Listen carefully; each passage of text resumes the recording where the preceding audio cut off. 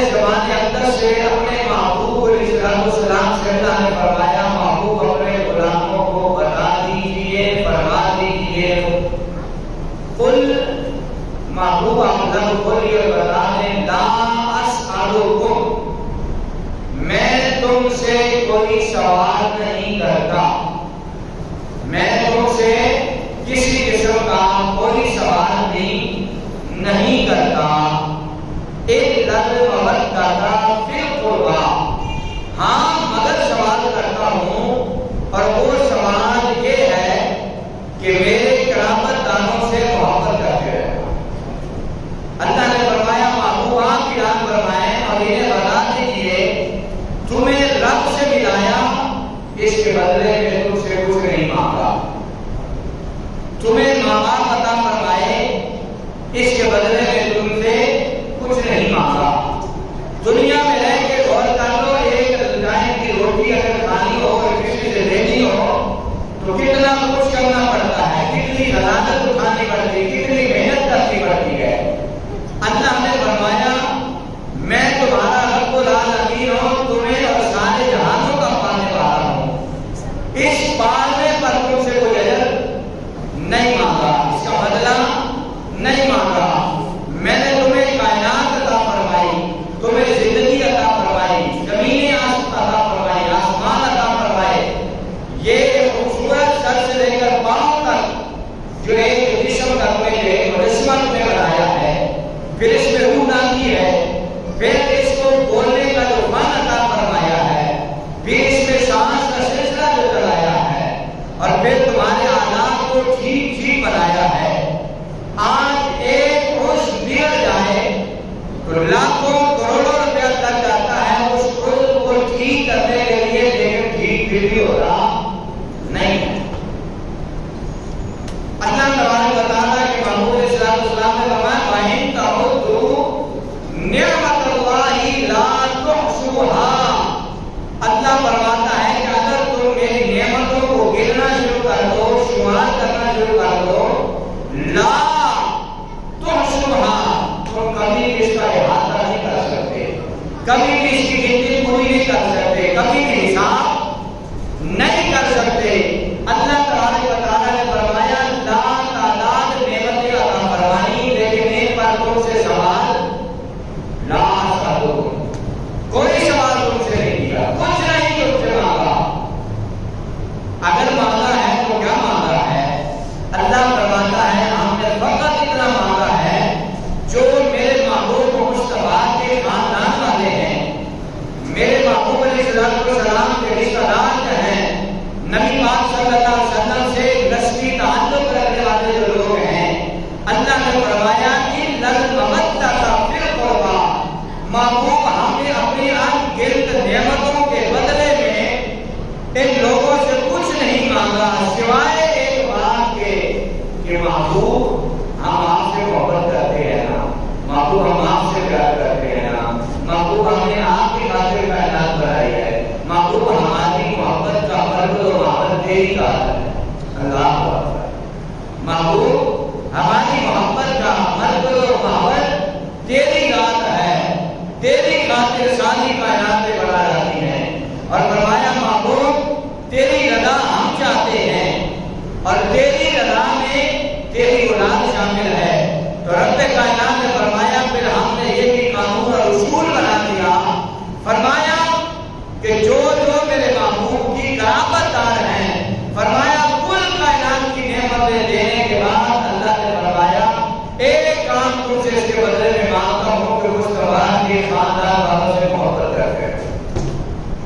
اہل بیت سے پیار کرتے رہنا، اہل بیت کی محبت اپنے سینے میں رکھنا، اہل بیت کا عشق، اہل بیت کی محبت، اہل بیت کا پیار تم سے مانگا ہے۔ اگر یہ نہ رہا تو پھر سمجھو کہ مصطفیٰ کی محبت بھی رہی، اور جس کے سینے سے مصطفیٰ کی محبت اٹھ گئی پھر سمجھے کہ اس کے سینے پہ خدا کی محبت بھی نہیں رہی۔ حضور اسلام نے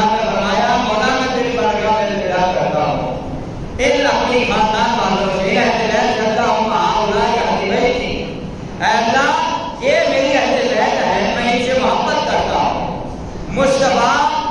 رب کی بارگاہ میں عرض کر رہے ہیں، حالانکہ رب کائنات بھی بتا چکا ہے کہ محبوب الا المودۃ فی القربیٰ، یہ تیری اہل بیت سے محبت کریں گے اور یہی ان کے ایمان کا مرتبہ محور ہوگا۔ خدا بھی مصطفیٰ کی اہل بیت کی محبت کے بارے میں حکم دے چکا ہے، پھر بھی مصطفیٰ فرما رہے ہیں، مصطفیٰ کہتے ہیں مولا یہ میرے حسن و حسین جو ہیں،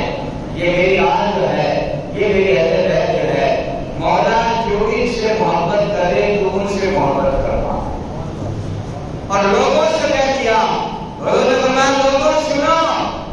جو میری اہل بیت سے محبت کرے گا، اللہ نے فرمایا میں مصطفیٰ اس سے محبت کروں گا۔ اور پھر فرمایا جس سے مصطفیٰ محبت کرتا ہے میں محبت کرتا ہوں، فرمایا اس سے خدا محبت کرے گا۔ جس کے سینے میں اہل بیت کا بغض ہوا، اہل بیت کی نفرت ہوئی، اہل بیت کا پیار نہ ہوا، پھر سمجھ لو اس سے رب کا محبوب پیار نہیں کرتا۔ اہل بیت کا بغض مصطفیٰ کا بغض ہے اور مصطفیٰ کا بغض خدا کا بغض ہے، تو رہایا جو اہل بیت کا دشمن ہے وہ مصطفیٰ کا دشمن ہے، اور جو مصطفیٰ کا دشمن ہے وہ خدا کا دشمن ہے۔ تو اللہ تبارک و تعالیٰ نے جو یہ سیارہ بنا دیا، رب کائنات نے جو ایک ایمان کا مرکز و محور اپنے مصطفیٰ کو بنایا، یہ درمیان میں مصطفیٰ کی محبت کو رکھ دیا، اور دائیں سائڈ میں جو ہے خدا کی محبت ہے، بائیں سائڈ میں اہل بیت کی محبت ہے۔ اہل بیت کا دامن اگر تمہارے ہاتھ میں ہے تو مصطفیٰ کا دامن تمہارے ہاتھ میں ہے، اور مصطفیٰ کا دامن تمہارے ہاتھ میں ہے تو گھبرانا نہیں، رب کائنات کا قدرت والا دامن بھی تمہارے ہاتھ میں ہے۔ اس لیے ہمارا عقیدہ ایمان یہ ہے کہ فضل رب العلا اور کیا چاہیے، میرا مصطفیٰ اور کیا چاہیے، جن کے ہاتھوں میں ہے دامن مصطفیٰ ان کو روز جزا اور کیا چاہیے۔ اسے نبی پاک صلی اللہ علیہ وسلم مراد ہے کریمہ صلی اللہ علیہ وسلم کی اولاد حضور صلی اللہ علیہ وسلم کی آل کی محبت نصیب ہو جاتی ہے۔ نبی پاک صلی اللہ علیہ وسلم کی آل کی محبت انسان کو رائگان نہیں ہونے دیتی، کسی موقع پر بھی، کسی مقام پر بھی، کسی جگہ پر بھی وہ ذلیل و رسوا نہیں ہوتا، لیکن اس کے لیے شرط ہے کہ اہل بیت کا دامن ہو، مصطفیٰ کے اہل بیت کی محبت ہو، اور محبت کا دامن بھی ایسے نہیں پکڑنا کہ دامن مصطفیٰ دامن اہل بیت کو تھام لیا ہے لیکن صحابہ کا دامن چھوڑ گئے ہو، اور ایسے صحابہ کا دامن بھی نہیں پکڑنا کہ صحابہ کا دامن تو پکڑ لیا ہے اہل بیت کا دامن چھوڑ گئے ہو۔ طریقہ کیا ہے؟ آپ نے اہل بیت کا دامن بھی پکڑنا ہے، مصطفیٰ کے صحابہ کا دامن بھی پکڑنا ہے۔ جہاں نبی پاک صلی اللہ علیہ وسلم نے ارشاد فرمایا میرے صحابہ سنو، حضور علیہ السلام نے اہل بیت کو اور دیگر صحابہ کرام کو سب کو مخاطب کیا، حضور علیہ السلام نے فرمایا دو چیزوں سے پیار کرتے رہنا۔ آقا یا رسول اللہ وہ کیا ہے؟ حضور نے فرمایا ایک قرآن سے محبت کرتے رہنا، ایک محمد کی آل سے محبت کرتے رہنا۔ مولا قرآن کی محبت اور آپ کی محبت کیا فائدہ دے گی؟ آپ کے میرے کریمہ کا صلی اللہ علیہ وسلم نے فرمایا جو قرآن کا دامن تھام کر آئے گا اور مصطفیٰ کی آل کا دامن تھام کر آئے گا، حضور نے فرمایا جب سوا تیر پر سورج ہوگا، جب تانبے کی زمین ہوگی اور تلوار سے زیادہ تیز ہے دھار والی وہ جو پرصراط ہوگے، حضور نے فرمایا جب اس پر چل کر آنا میرے پاس ہوگا نا، حضور نے فرمایا وہ شکتی سے بھی بچاؤں گا۔ لجپال نبی نے فرمایا کہ حوض کوثر میں میں محمد کی جان لے کر کھڑا ہوں گا، قرآن کا وفادار جب آئے گا، میری اہل بیت کا وفادار جب آئے گا، حضور فرماتے ہیں میں محمد اپنے ہاتھوں سے آخری کوثر کی جان عطا کرتا ہوں، وہ جان میرے مصطفیٰ عطا فرمائیں گے۔ پتہ ہے یہ کتنا بڑا مقام ہے، پتہ ہے یہ کتنا بڑا مقام ہے، اور وہاں پر وہ کائنات کی سب سے سخت ترین مشکل ترین مقام جو ہے میدان محشر کا، وہاں آپ کو سہارا ملنا ہے، جس کے ذریعے ملنا ہے قرآن کے اور قرآن کی اہل بیت اور مصطفیٰ کے اہل بیت کے ذریعے ملنا ہے۔ لہٰذا نہ قرآن کی محبت کے بغیر گزارا ہے، نہ مصطفیٰ کے اہل بیت کی محبت کے بغیر گزارا ہے۔ آج کچھ لوگوں نے قرآن کا دامن تھاما لیکن سمجھ نہیں آتی کیسا قرآن کا دامن تھاما، صحابہ کو بھی چھوڑ بیٹھے ہیں،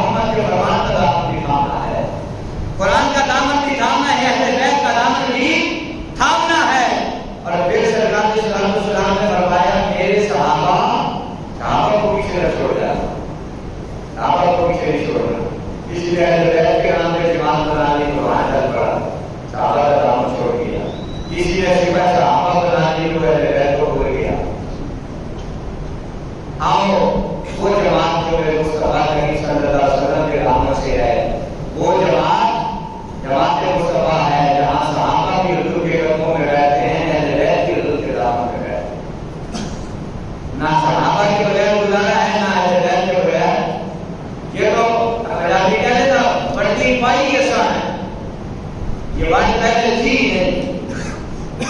اور نبی پاک صلی اللہ علیہ وسلم نے فرمایا اصحاب کی نجوم،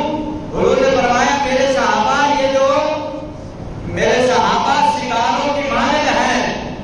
میرے نبی نے فرمایا میرے غلاموں سنو، اصحاب کی نجوم، صحابہ جو ہیں یہ ستاروں کی مانند ہیں. اب صحابہ ستاروں کی مانند کیوں ہیں؟ ستارے کا کیا کام ہے؟ اب آپ کو جدید دور میں آ گئے نا، آج سے 30 سال پیچھے 40-50 سال پیچھے چلے ہیں. ہمارے بزرگ جانتے ہیں دیہاتوں میں راستہ دیکھنے کے لیے، پروجیکٹوں کے راستہ دیکھنے کے لیے، پہاڑی علاقوں میں راستہ دیکھنے کے لیے جب روشنی یہ دنیاوی مشکلی روشنیاں نہیں ہوتی تھی، وقت کو جاننے کے لیے، راستوں کو دیکھنے کے لیے ستاروں سے کام کیا جاتا ہے. نمازوں کے اوقات جاننے کے لیے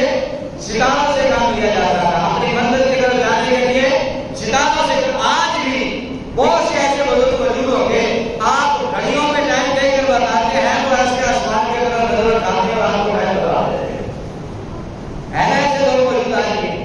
تو ستارے کا کام کیا ہے؟ راستہ دکھانا، روشنی دینا، آپ کو ڈائریکشن آپ کی ٹھیک کرنا.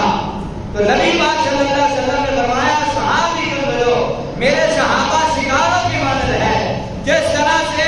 یہ ستارے دنیا کے راستوں کو درست کرتے ہیں، اور انہوں نے فرمایا میرے صحابہ جو ہیں یہ تمہارے جنت کے راستے کو درست کرتے ہیں. یہ روشنیاں ہیں. چاہے ابو بکر کے سائے میں چل پڑو، چاہے عمر و عثمان کے سائے میں چل پڑو، چاہے عثمان و علی کے سائے میں چل پڑو، ارے جس کے دامن سے لگ کر چل پڑو گے، اصحاب کی نجوم میرے صحابہ جو ہے وہ جنت کا راستہ ہے، تمہیں جنت کے لے جائے. لہٰذا آج ہمیں نبی پاک صلی اللہ علیہ وسلم کے صحابہ سے محبت، اہل بیت کی محبت، جیسا میں نے آپ کو کہا ہم کلمہ پڑھتے ہیں نا، لا الہ الا اللہ، لا نہیں ہے، الہ کوئی معبود. اب جب ہم نے اتنا پڑھا نا لا الہ، کیا مطلب ہے؟ کوئی معبود نہیں ہے. لا نبی کے لیے آتا ہے، کہہ رہا ہے کہ کوئی نہیں ہے. لا الہ کوئی معبود نہیں ہے. پہلے نبی کی جا رہی ہے کوئی معبود نہیں ہے. پھر آگے الا لفظ لگا کے بتا دیا بھائی اور کوئی معبود نہیں ہے الا ہاں مگر ہے الا اللہ، وہ ہمارا اللہ. لا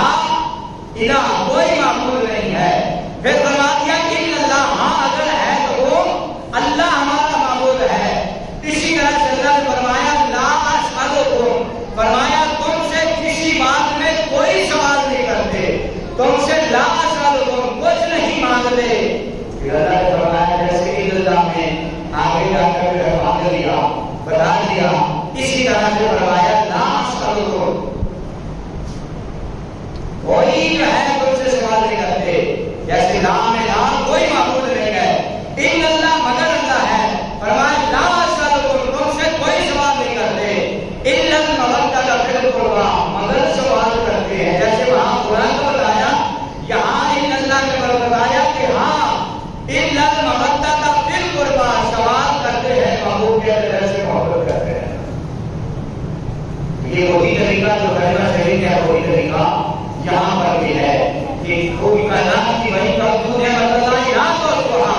تم رب کی نعمتوں کو شمار کرنا چاہو تو نہیں شمار کر سکتے. زندگیاں ختم ہو سکتی ہے، قدم ٹوٹ سکتے ہیں، لیکن اللہ کی نعمتوں کو گنا جا سکتا نہیں ہے. اسی لیے اللہ نے فرمایا لا اسألکم تم سے کوئی سوال نہیں کرتا. پھر آگے فرما دیا سوال کرتا ہوں تو میرے محبوب کی اہل بیت سے محبت کرتے ہیں. اس اہل بیت سے محبت کرنے کا کہا گیا تھا. آپ نے دیکھا میدان کربلا میں کیا رسوائی ہوئی. 22,000 کا مجمع میرے حسین کے سامنے آ کر کھڑا، سارے کے سارے ان میں سے آپ کے ذہن میں رہے وہ جو 22,000 کا مجمع تھا قابل کوئی بات نہیں. کلمہ تو سب پڑھتے ہیں لیکن اپنے دینوں میں یہ بات راسخ کریں، آدھے کے کلمے اس کے کام نہیں آتے، آدھے کے کلمے کام نہیں آتے. کلمہ سب پڑھتے ہیں. 22,000 کا حسین کے مقابلے میں جو لشکر تھا وہ سب کلمہ پڑھنے والے تھے.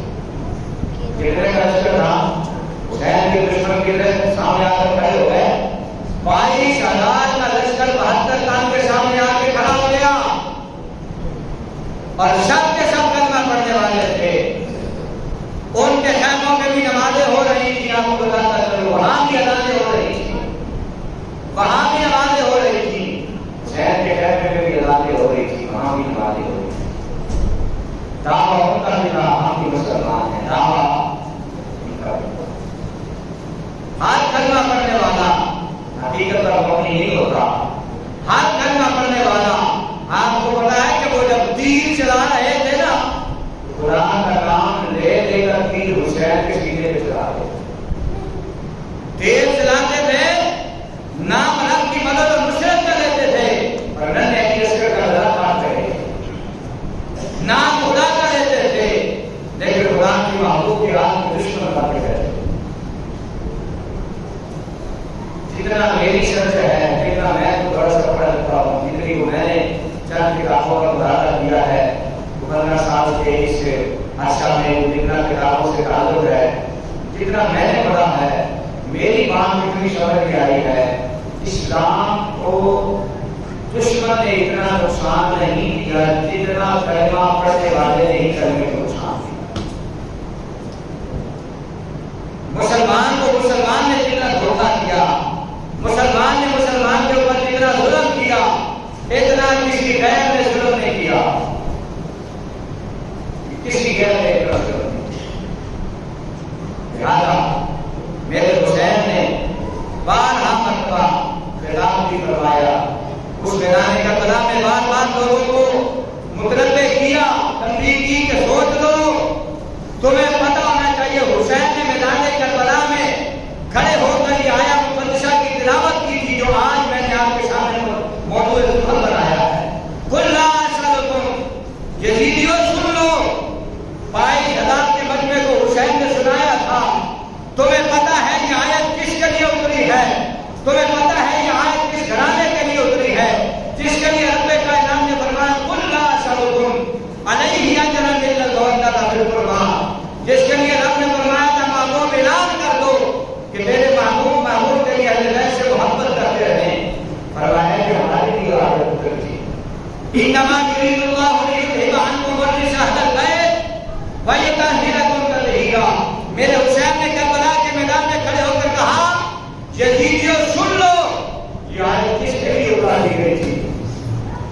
وہ جانتے تھے کہ یہ آیت حسین کے لیے ہی اتاری گئی ہے، یزید کے لیے اتاری گئی ہے، لیکن اس کے بعد حدود وفا ختم ہوتی گئی، منافقت بڑھتی گئی۔ حضرت امام مسلم بن عقیل رضی اللہ تعالیٰ عنہ، جو حضرت امام حسین کے چچا داد بھائی تھے، جن کو حضرت امام حسین نے پہلے بھیجا تھا کوفہ کے حالات جاننے کے لیے، کوفے والے بار بار دعوتیں دے رہے تھے، بار بار خطوط بھیج رہے تھے، اور آپ کو بتاتا چلو ان خطوط کی تعداد پتہ ہے کتنی تھی؟ وہ خطوط کسی رجسٹر میں لگا کے نہیں رکھے گئے تھے، وہ کسی الماری میں نہیں رکھے گئے تھے، جتنے انہوں نے خط بھیجے تھے کہ حسین آپ کا ساتھ دیں گے، حسین آپ سے محبت کریں گے، حسین آپ سے پیار کریں گے، آپ آئیں، اور اگر آپ نہیں آتے قیامت والے دن آپ کے بابا علی اور آپ کے نانا مصطفیٰ کو شکایت کر رہیں گے آپ کی، کیا آئے نہیں تھے؟ آپ آئے نہیں تھے۔ مجھے یہاں ایک چھوٹی سی بات یاد آ گئی، یہ غلام رحمت صاحب قاری صاحب کے ہیں، میں دروگا خانہ میں ایک مسجد امام کو آتا تھا، ایک جگہ پہ مرید کے قریب جا کر مسجد میں نے انٹرویو دیا اپنی امامت کے لیے۔ جب میں گیا تو وہاں پر مجھے پتا چلا کہ مسجد کی انتظامیہ میں جو وزیر شامل ہے، رکن ہے مسجد انتظامیہ، وہابی بھی شامل ہے، سنی بھی شامل ہے، شیعہ بھی شامل ہے، اہل حدیث بھی شامل ہے۔ 6 سال رکن ہے، یہ نماز کا کام کے پاس بیٹھ کے جاتے ہیں، 6 سال ہر مسجد کا رکن جو ہے مسجد کی انتظامیہ میں۔ اب میں نے جا کر انٹرویو دیا، میں نے انٹرویو دی تو کامیابیوں کے اندر جناب ہے تو آپ پڑھنے تشریف ہے، مناظر کو مجھے کچھ پیسے بھی دیے گا، آپ کی خدمت ہے۔ اب میں جب گیا تھا میں نے ان کو بات شروع بتاؤں گا، اب بھائی جب میں انٹرویو دے کے بیان کر کے بیٹھا تو دائیں میرے جو بندی بیٹھا صاحب بھاگی بیٹھا صاحب شیعہ بیٹھا صاحب جو ہے باقی بیٹھے سارے مسئلے کی جماعت اسلامی والے بھی بیٹھے، ساری انتظامیہ جو ہے سارے مسئلے بیٹھے ہوئے، ان کا بہت سے امام مسئلہ آپ سیدھے امامت پر یوگ کیے جو سے ہو رہا تھا، بلکہ آپ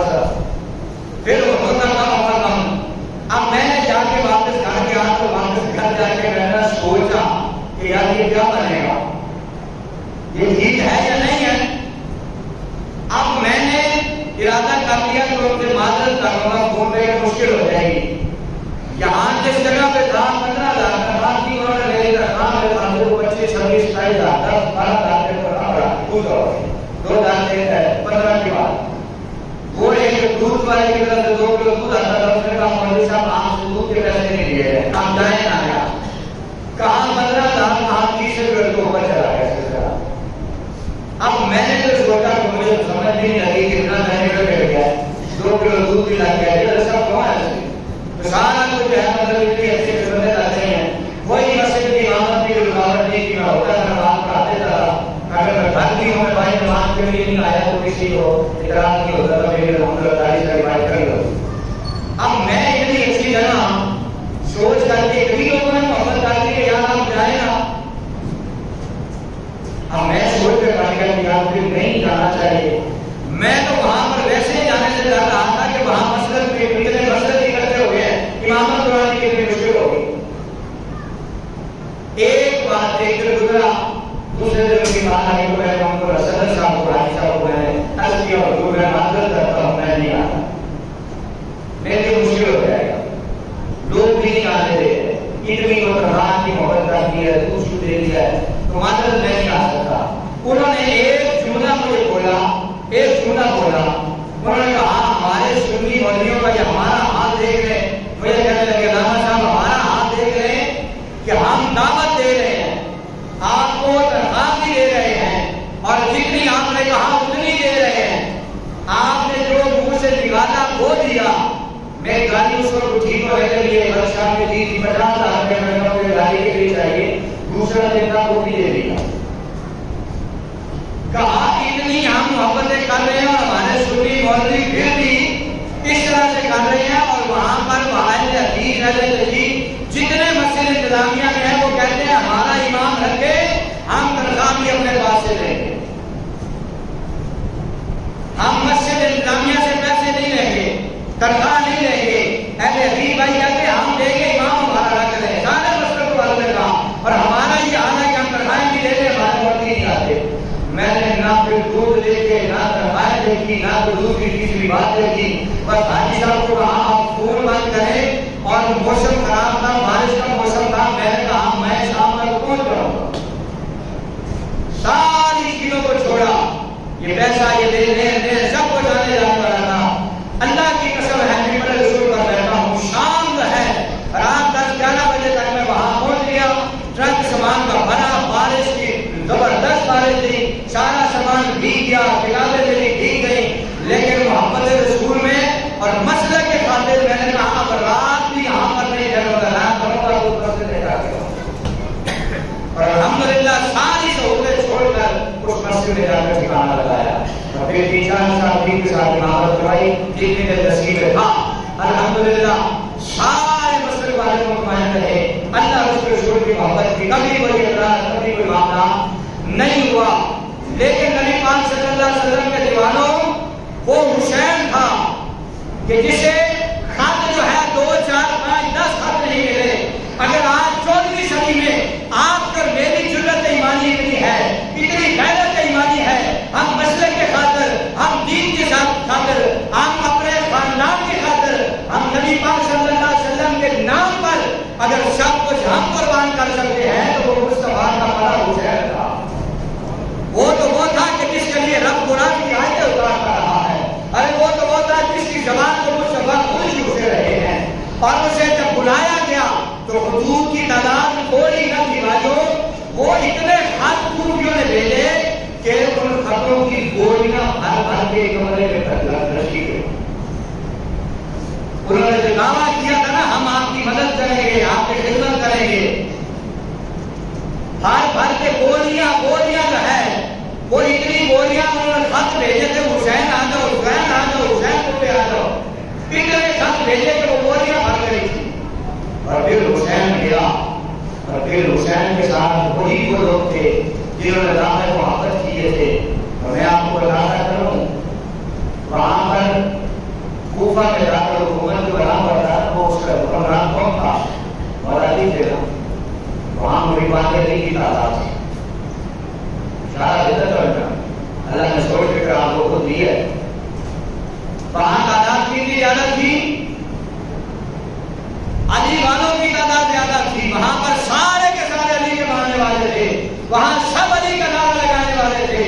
وہاں سب یہ دعویٰ کر رہے تھے حسین یہ تیرے بابا کا علاقہ ہے، اسے تیرے بابا نے یہاں حکومت کی ہے. جو بڑا علی علی کرنے والے تھے سارے کے سارے وہ اجتماع. اور پھر جب حضرت مسلم بن عقیل نے نماز مغرب کی امامت کروائی تو میں نے آپ کو بتایا کہ 10,000 سے زیادہ جو ہے نماز مغرب میں لوگ شامل ہوئے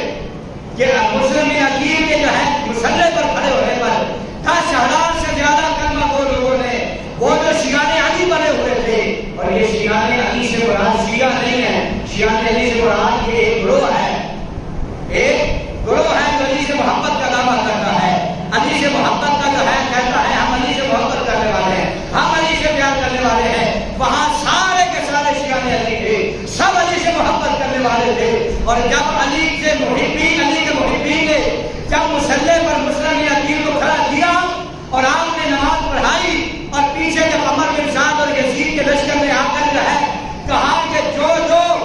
حسین کے حامی اس مصلی کے پیچھے مقتدی کھڑے ہیں ایک ایک کو پکڑ پکڑ کر مارا جائے گا، ایک کی گردنیں اتار دی جائیں گی. میرے مسلم بن عقیل حسین کے بھائی نے جب نماز مغرب کے لیے اللہ اکبر کیا، پیچھے 10,000 جو ہے کلمہ گو نماز پڑھنے والے تھے، لیکن جب سلام پھیرا تو 10,000 میں ایک بھی نہیں رہا، امام نے اکیلے سلام پھیرا. یہ کلمہ گو کی منافقت ہے، یہ امام کے ساتھ دھوکہ کرنا ہے، یہ اپنے امام کے ساتھ دغا کرنا ہے، یہ اپنے امام کو جو ہے ظاہری تیری زبان پر لفظ اور ہو، اندر سے تو کمی نہ ہو،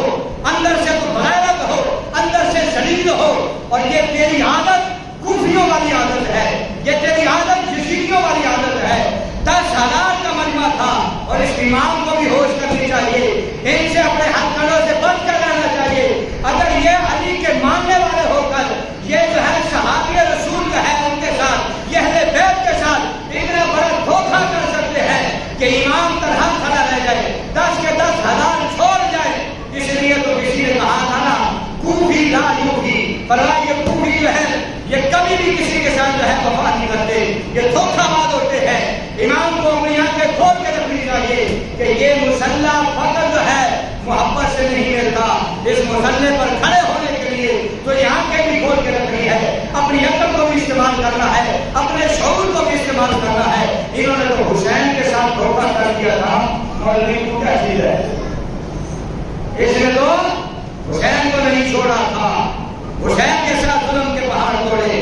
مسلم بن عقیل نے 10,000 کا مجمع کو نماز شروع کروائی، وہی نمازی ایک ایک کر کے بھاگتا گیا. جب امام کا ساتھ دینے کا وقت تھا، جب امام سے محبت کرنے کے وقت تھا، جب امام سے وفا کرنے کے وقت تھا تو یہ سارے کے سارے بھاگ گئے. اور 10,000 میں سے ایک بھی امام کے پیچھے نہیں بچا کہ لوگوں کے لیے کھڑا ہو جائے. ابھی تو حملہ بھی نہیں ہوا، ابھی صرف اعلان ہوا تھا، کوئی یہ نہیں تھا کہ مسجد کے باہر لاشوں کے ڈھیر لگ رہے ہیں. فقط اعلان کیا گیا تھا کہ جو بھی امام حسین کے بھائی کے پیچھے نماز پڑھے اس کی گردن اتار دی جائے گی، اس کو یہاں سے بدل کر دیا جائے گا. یہ ساری باتیں ہو رہی تھی تو کوئی بھی پیچھے نہیں کھڑا تھا. آج بھی اگر امام کے اصولوں پر اگر اپنا امام آپ کا کھڑا ہے، اس کے خلاف کوئی بھی کھڑا ہوتا ہے، کوئی بھی دوسری تیسری بات کرتا ہے تو پھر آپ یاد رکھیں کہ آپ حسینیوں والا کردار نہیں، آپ یزیدیوں والا کردار ادا کر رہے ہیں. میں جگہ تقریر کرنے کے لیے گیا، ہماری مسجد کے کچھ ساتھی بھی شامل تھے وہاں پر. میں نے جب تقریر سے فارغ ہوا نا تو ایک ساتھی میرے ساتھ قریب ہو کے کہنے لگا ارے صاحب آپ نے قرآن پڑھا، مزہ آ گیا، مزہ آیا قرآن پڑھا. میں اپنی تعریف کے لیے نہیں آپ کو بتا رہا ہوں کہ ہمارے اللہ پر معراج کیسے. آپ نے قرآن پڑھا، بڑا لطف آیا، آپ نے نعت پڑھی، مزہ آ گیا، آپ نے حدیثیں سنائی، سرکار کے فرمودات سنائے، تربیت اور موضوع کا سنایا، کہاں بڑا مزہ آیا. آپ ساری چیزیں بیان کرنے کے بعد نا مجھے پتہ کیا کہتا ہے، وہ کہتا ہے بتائیے یہ ساری چیزیں جو اللہ نے ایک جسم میں رکھنی ہے، اللہ کا اتنا کرم ہے، اگر اس کو اگر ہم حاصل کرنا چاہیں اپنی مسجد کے لیے تو یہ اس کا بڑا پیارا انگلش کا جملہ تھا، کہا یہ ہمیں جو ہے آپشن کتنے میں مل سکتی ہے کہ جس میں قرآن بھی سناتا ہو، حدیث بھی سناتا ہو، اللہ نے بات بھی اچھی کی ہو، اللہ بھی اچھا کیا ہو، آپ کی دل کے اندر اگر میں اللہ پاک میں پیپر پہ بیٹھا ہوں تو اس کی अगर इतनी एक बच्चे में क्वालिटियां हो तो ये ऑप्शन हमें कितने में मिल सकता है? मैं मुस्कुरा पड़ा। मैंने कहा अल्लाह का करम है, कभी मांगा ही नहीं है कुछ, और उस मांगे में रह भी मांगे पर आपको सदा फरमाया है। और मजे भाई की बात पता है क्या, उसी मस्जिद में मेरा अपना भी बैठा हुआ था, और उसमें बाद में कहा देखा मौलवी ने कितना टाइम लगा देता, मौलवी सोच रहे नहीं है, मौलवी समझ रहे नहीं है, असली बुरा समझा नहीं है, टाइम का ख्याल ही नहीं रखता। मैं कहूँगा जिला मुयसर है कोई कदर कोई नहीं, जिला कोई नहीं है वो ऑप्शन मांगने के लिए सालों की नहीं मिल जाएगा। तो ये हुसैन को बुलाने वाले सारे के सारे अपने थे, अपनों ने ही हुसैन को जो है जिस्म से सब जुदा किया था, कोई बेगाना नहीं था, कोई गैर नहीं था। और हुजूर के दीवानों को देख देख कर जब उन्हें पता चलता था कि अली अस्कर सामने आया है तो एक दूसरे को आवाजें देकर कहते थे कि कहीं अली अस्कर को देख कर इनके दिल की कलेजे हल न जाए, और जल्दी से जो है चला किया जाती। और मुसलमानों सारी शहादतें हो गई, रास्ते में मान लिया जाए। हज़रत इमाम हुसैन का जिक्र करना चाह रहा था तो बात एक दो बातें अपनी बीच में शामिल हो गई, वक्त रहा करीब होने को है। आगे हज़रत इमाम हुसैन रज़ी अल्लाह तआला की जब बारी आई ना, सारी शहादतें हो गई। आप अपनी सवारी में बैठने से पहले आपकी आंखों में आंसू थे और आपने सर झुकाया हुआ था, तो आप जो आंसुओं की वजह से हज़रत ज़ैनब करीब हुई और ज़ैनब ने करीब होकर कहा भाई हुसैन क्या बात है, आपकी जब बारी आई है तो आंखों में आंसू आ रहे हैं, मेरा भाई ऐसा तो नहीं है। फरमाया सारे गए, एक एक का नाम लेकर गिनवाया, फरमाया सारे गए, हुसैन तुझे क्या हो गया, क्यों जो है ऐसा है? फरमाया बहन बस दिल में ख्याल निकला आया है कि जब मेरे नाना सवारी पर गए थे ना, वो मिराज पर सवारी पर बैठने लगे थे, जिब्रील आकर बिठाया था, और जब मेरे बाबा अली जो है वो खैबर की तरफ जब गए थे तो उन्हें खुद जो है मुस्तफा ने सवारी पर बिठाया था। जब अली अकबर को जो है मैदान करबला जिक्र हो गया, उसे मैंने खुद सवारी पर बिठाया। जब जो है कासिम गया है, अब बाहर गए हैं, हर एक को सवारी पर मैं बिठाता रहा हूँ। आज अब हुसैन की बारी आई है, कोई हुसैन को सवारी पर बिठाने वाला नहीं है, कोई हुसैन की तैयारी करवाने वाला नहीं है। बहन घर में से निकली, अपने भाई के खेमे में आकर रो पड़ी और फरमाया भाई अगर आज मुझे कोई सवारी कराने वाला नहीं है तो आज अपनी बहन ज़ैनब को फकत ज़ैनब न समझना, ऐसे समझना कि मुस्तफा में बिठाने आ गए हैं, ऐसे समझना के लिए मुर्तज़ा में बिठाने आ गए हैं। फरमाया मैं खुद तुम्हें बिठाऊंगी। और हुसैन सवारी पर बैठा और सवारी को एड़ लगाई, और हुसैन जो है सवारी को एड़ लगा कर जो है जब मैदान की तरफ गया, आपने सवारी की लगाम खींची। इब्ने असाकिर ने लिखा हुसैन की सवारी चलती नहीं थी, हुसैन का घोड़ा दौड़ता नहीं था। उस वक्त है हजरत इमाम अली मुकाम ने अपने घोड़े को सुलझना को आपने आवाज देकर कहा कि क्या बात है, आज जब हुसैन की बारी आई है तो चलता क्यों नहीं है?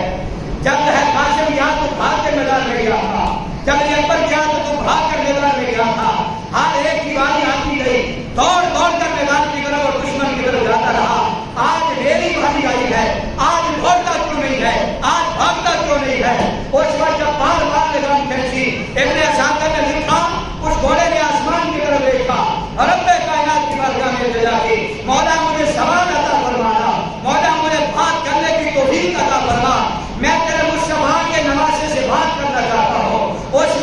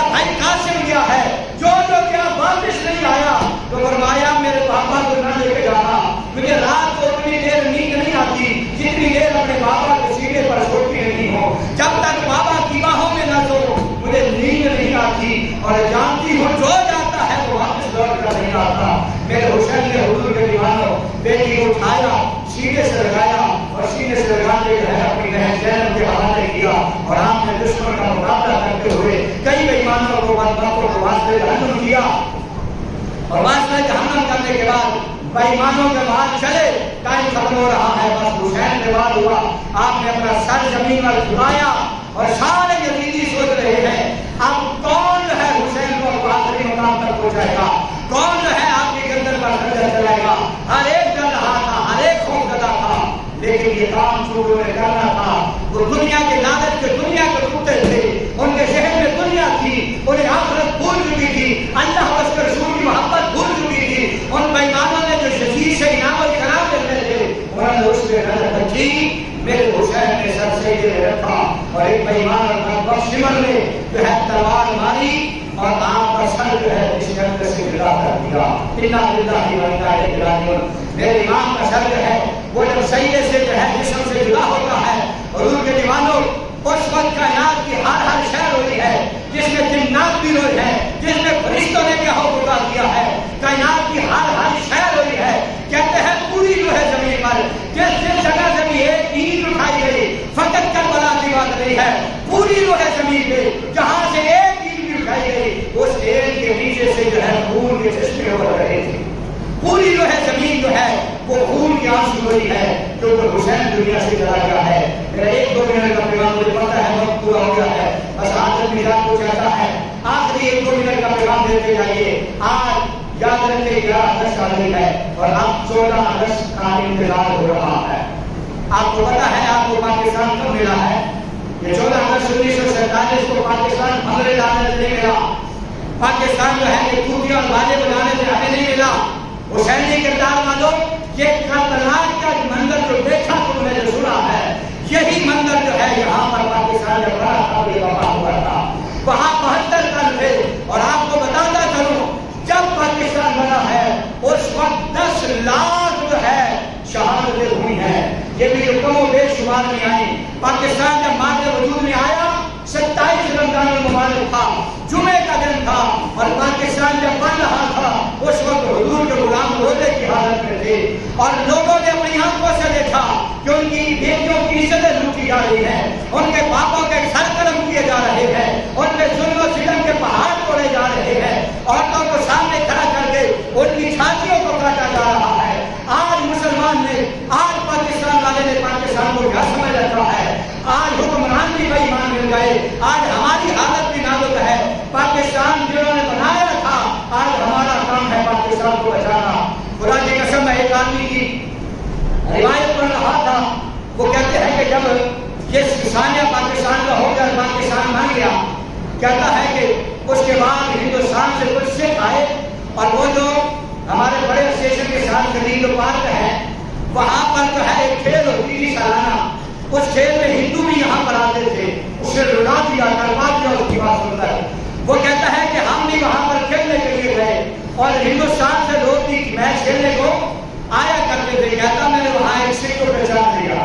تو میں نے سکھ سے سلام و دعا کیا سلام و دعا کر کے میں نے کہا تو ہندوستان سے آیا ہے پاکستان میں جتنی دیر رہے گا میں تیری مہمان نوازی کروں گا قربان جائے حسین سے محبت کرنے والوں پر قربان جائے حسین کے پیغام کو یاد رکھنے والوں پر اب اس سکھ نے کہا مجھے منظور ہے میں تیرے ساتھ رہوں گا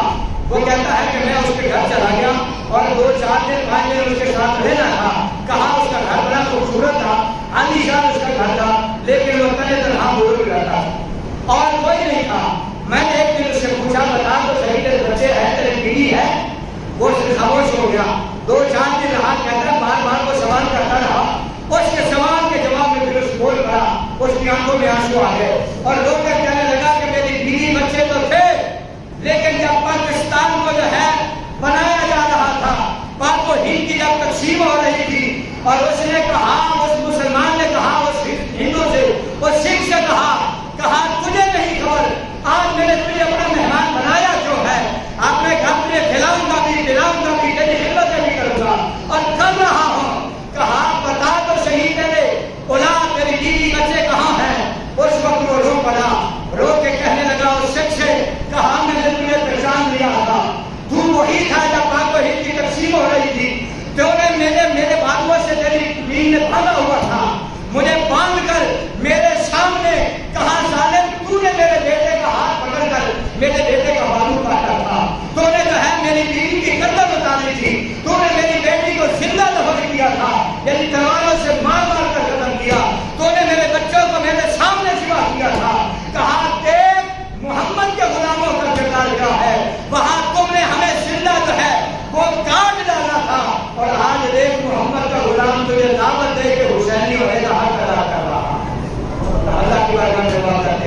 پاکستان بڑی مشکل سے گیا ہے. اللہ ہمیں اس کی حفاظت کی توفیق